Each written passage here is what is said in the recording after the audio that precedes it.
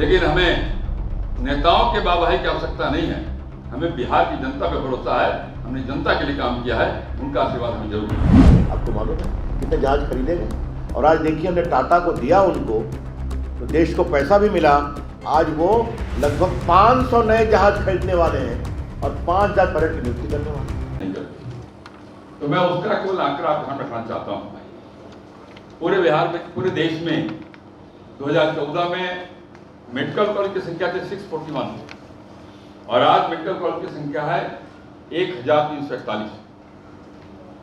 AIIMS 2014 में 8 थे, 1, और आज वो 23 है। विश्वविद्यालय पूरे देश में 14 में 723 थे, 723। आज बढ़कर के वो हो गए हैं 1163। IIT 14 में 16 थे, 16, आज बढ़ के हो गए 23। IIM 13 थे 14 में, आज बढ़ के हो गए 20।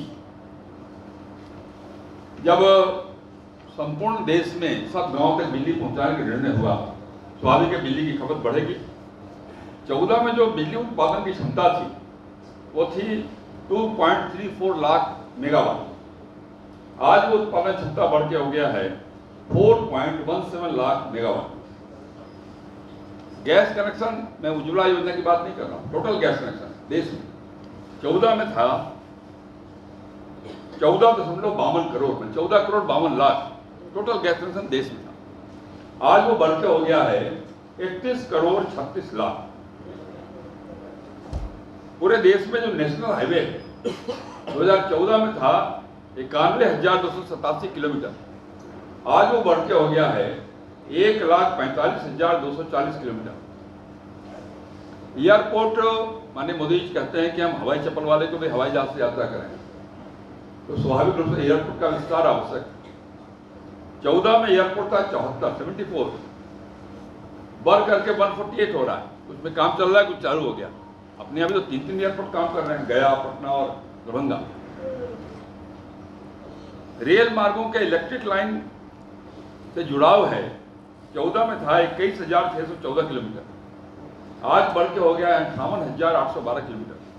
अब डॉक्टर की कमी, तो डॉक्टर की कमी तो तब पूरी होगी जब डॉक्टरी की पढ़ाई करेंगे लोग। तो मेडिकल की सीटें कम थी 2014 में। इस देश में जो मेडिकल की सीटें थी वो थी 82,466, और मोदी जी के शासनकाल में बढ़ के हो गया है 1,52,129। अब इंटरनेट का युग है, कॉमन सर्विस सेंटर की बात। 14 में कॉमन सर्विस सेंटर पूरे देश में केवल 96,000 था, 0.96 लाख। आज बढ़ के हो गया है 5,23,000। कि मोदी जी के शासनकाल के बाद जो बड़ा परिवर्तन दिख रहा है, केवल देश में नहीं बिहार में भी दिख रहा है। बिहार के पूरे सड़क नेटवर्क की बात करिए तो रविशंकर जी चर्चा कर रहे थे गांधी सेतु के पुराने जर्जर का। रविशंकर जी, मैं आपको पूरी बात बताता हूँ, 1 मिनट लगेगा। गांधी सेतु का निर्माण पूर्वी पार्ट का 82 में हुआ और पश्चिमी पार्ट का 82 में हुआ, पूर्वी का 87 में हुआ। 91 से ही उसमें रिपेयर की आवश्यकता महसूस की जाती थी। और जब हम लोग पथ निर्माण मंत्री बने तो लगातार भारत सरकार को कहते थे कि भाई स्थिति ठीक ठाक कराइए। पूरा सर्वे हुआ, भावे ने सर्वे किया और उसने रिपोर्ट दिया कि इसका पाया ठीक है, पूरा सुपर स्ट्रक्चर चेंज किए बिना इसका उद्धार नहीं हो सकता है। ये जांच भारत सरकार ने कराई, लेकिन भारत सरकार ने कभी भी इसके सुपर स्ट्रक्चर चेंज के लिए पैसा नहीं दिया। टुकड़े टुकड़े में रिपेयर के लिए 10 करोड़ 20 करोड़ देते थे। परिणाम था कि पुल और जर्जर हो गया। लेकिन धन्यवाद देना चाहूंगा मोदी जी को और गडकरी जी, इन लोग के आने के साथ एक मुश्त जिस राशि की चर्चा की है रविशंकर जी ने, एक मुश्त एक बार में पूरा सुपर स्ट्रक्चर बदलने की राशि प्रकट किया। और आज आप देख रहे हैं कि जो रोज जाम की समस्या झेलते थे हम, वो समस्या समाप्त हो। नया आप याद करिए कितने सेतु बन रहे हैं, सेतु की चर्चा कर रही है, मैं दोहराना नहीं चाह रहा, लेकिन मैं जरूर कहना चाहता हूं आपसे कि आने वाले दिनों में पटना का ग्रेटर रिंग रोड बन रहा है। ये ग्रेटर रिंग रोड 6 लेन का होने वाला है और ये शुरू होगा आपको बिठा हवाई अड्डे के पास कन्हौली से, और ये कन्हौली से आगे बढ़ता हुआ इधर बेलदारी तक से आगे बढ़ेगा वहां से मुड़ जाएगा, मुड़ करके जाएगा कच्ची जगह बिंदुपुर पुल पार करेगा और पुल पार करके वो फिर छपरा की ओर चलेगा और दिगवारा तक जाएगा और दिगवारा में फिर गंगा नदी पे एक्सीडेंट पुल बनेगा जो पटना जिले के शेरपुर में उतरेगा, मनेर के पास। देश के अंदर नहीं कर रहे, बिहार के अंदर जो विकास के काम हो रहे हैं, कोई नहीं स्वीकार करना चाहे तो उसकी मर्जी, लेकिन हमें नेताओं के वाहवाही की आवश्यकता नहीं है।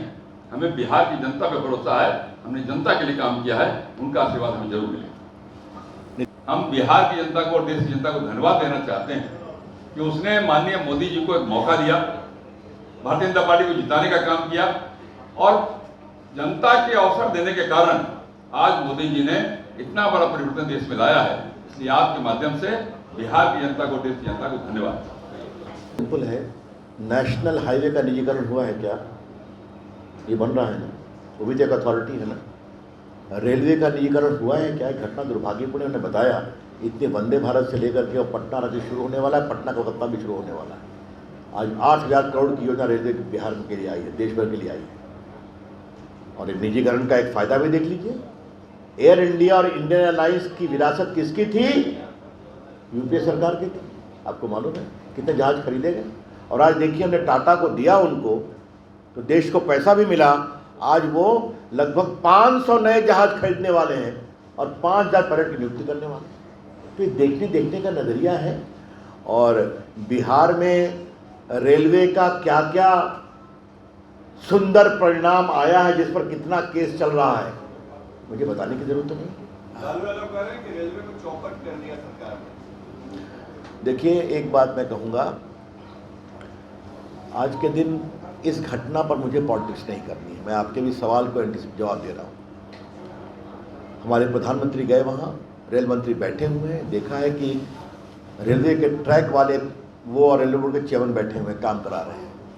तो ये हम लोग के काम करने का तरीका है।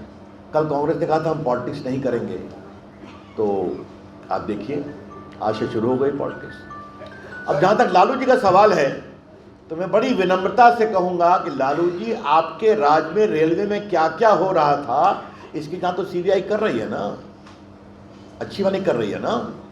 काफ़ी लोगों को बिल लेना पड़ रहा है ना, चाहे वो ज़मीन के बदले नौकरी हो या रेलवे के होटल के बदले पटना में मॉल हो, ये सब जानते ही हैं आप।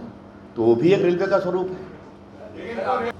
ये रिपोर्टर विदाउट बॉर्डर्स कौन है? जी नहीं, उनकी फंडिंग को लेकर बहुत चर्चा हो रही है और सिर्फ भारत ही नहीं, दुनिया के कई देश चल रहे हैं।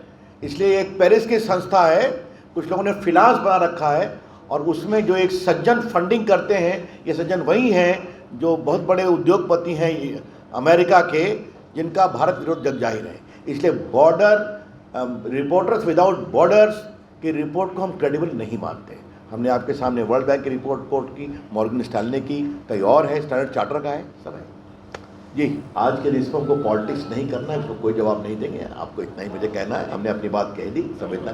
और कोई बात? देखिए, इस पर बाकी बात कल विस्तार से करेंगे, लेकिन एक बात मुझे कहनी है। आपने राहुल गांधी की बात किया, तो नीतीश बाबू आप तो सबको जोड़ रहे हैं। तो राहुल गांधी ने कहा है अमेरिका में कि मुस्लिम लीग सेक्युलर है, कम्युनल नहीं है। जिसने भारत को तोड़ा नीतीश बाबू, उसको राहुल गांधी सेक्युलर कर रहे हैं। आपकी राय क्या है, हम जानना चाहेंगे। धन्यवाद।